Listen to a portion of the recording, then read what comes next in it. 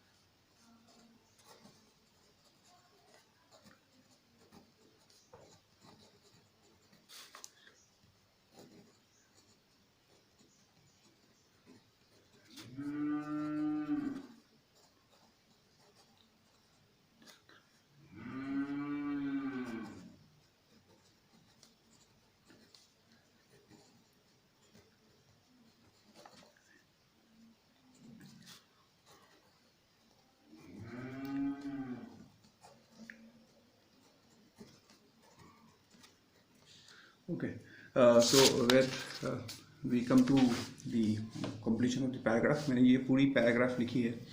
अब जो ओवरऑल मुझे दिक्कत आई है वो बताऊंगा।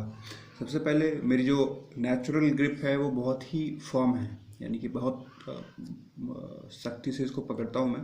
तो इफ यू सी इसके पीछे वाले पेज पे भी इसके मार्क्स आ जाते हैं। That is one of the issue, that's natural, that's not an issue. अभी जो मैंने लिखा है ये पूरी की पूरी पैराग्राफ, आज का जो मेरा दिक्कत है ये मॉडरेट है।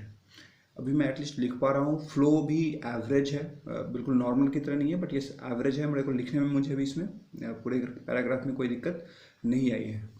ये समस्या जो मैंने लिखने की है ये शुरू हुई थी mid April this year.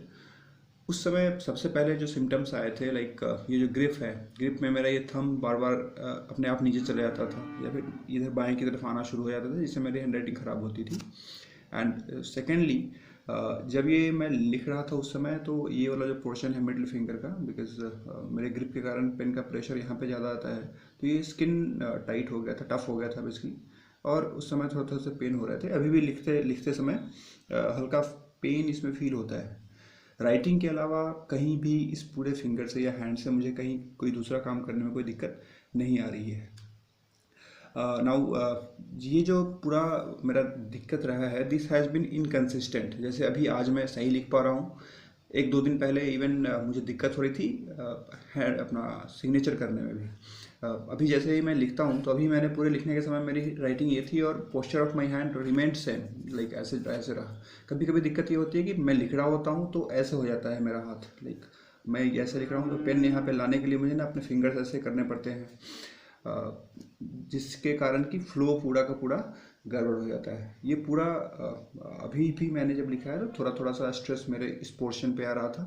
There after ये जो मेरा फोरआर्म है, फोरआर्म के इस पोर्शन में इसके इफेक्ट आ रहे हैं। समटाइम्स लिखते जब ये दिक्कत मुझे ज़्यादा होती है उस समय लिखते समय मैं I tend to basically tilt my writing part this way, and ये क्यों नहीं, मैं बेसिकली ये जो एल्बो है एल्बो लाने के ऊपर कोशिश करता हूँ जस्ट टू इंश्योर दैट ये मेरे फिंगर ऐसे ना रहे, ऐसे हो, ताकि मैं लिख सकूँ। उस समय ओबियसली हैंड राइटिंग मेरी फिर अच्छी नहीं हो पाती है।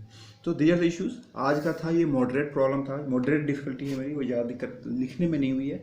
यस, हैंड राइटिंग थोड़ी मेरी पहले जैसे नॉर्मल थी उससे थोड़ी बुरी है और स्पीड थोड़ा कम है।